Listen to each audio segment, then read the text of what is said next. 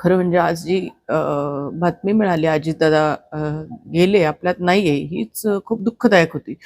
कारण स्वर्गीय कोल्हे साहेबांचे पवार साहेबांच्या बरोबरचं काम आणि त्याच्यानंतर पवार परिवाराशी आमच्या परिवाराचं नातं, राजकीय काही असलं तरी एक कधीही व्यक्तिगत पातळीवर कोणीही टीका कधीही एकमेकावर केली नाही.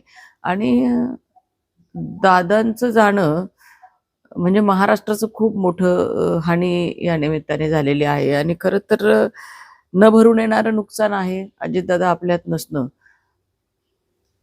अतिशय दूरदृष्टी असलेलं नेतृत्व, शिस्तीचे दादा, अतिशय स्ट्रेट फॉरवर्ड, उत्तम प्रशासक, सहकार असेल, बँकिंग असेल, ऊर्जा क्षेत्र असेल, शेती क्षेत्र असेल, अतिशय गाढा अभ्यास दादांचा आणि सामान्य माणसाशी नाळ जोडणारा नेता.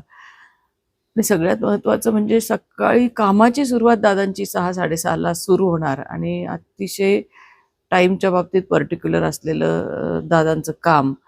त्यामुळे निश्चित अजितदादा जाणं हे संपूर्ण महाराष्ट्राचं न भरून येणारं असं हे नुकसान झालेलं आहे. दादा आमच्याकडे घरी आले, तो प्रसंग मी कधी विसरू शकत नाही. दादांना स्वतः स्वच्छतेची आवड, झाडांची आवड, पर्यावरणाचा प्रचंड त्यांचा अभ्यास. आणि म्हणून दादा ज्यावेळी घरी आले त्यावेळी अगदी आमच्याकडे जी पाटाला वडाची झाडं आहे, ती मोठी वडाच्या झाडांचं दादांनी कौतुक केलं, सगळे लावलेल्या झाडांचं कौतुक केलं. आणि कुटुंबात आमच्याबरोबर त्यांनी जो एक पाऊण तास दिला, गप्पा गोष्टी मारल्या, फोटो काढले, तर खूप एक आपला जवळचा माणूस असं दादांचं जाणं आजचं जे आम्हाला अतिशय परिवाराला दुःख झालंय. आणि विशेषतः काल विवेक भैया मुंबईला गेले, तर सीएम ऑफिसच्या बाहेर अजितदादांनी विवेक भैया, अरे विवेक काय चाललं तुझं, म्हणून अगदीच आपुलकीने चौकशी केली आणि त्यांच्याबरोबर संवाद साधला. रानवड कारखाना कसा चालला, आपला कारखाना कसा चालला, क्रशिंग किती झालं, अतिशय आपुलकीने चौकशी केली.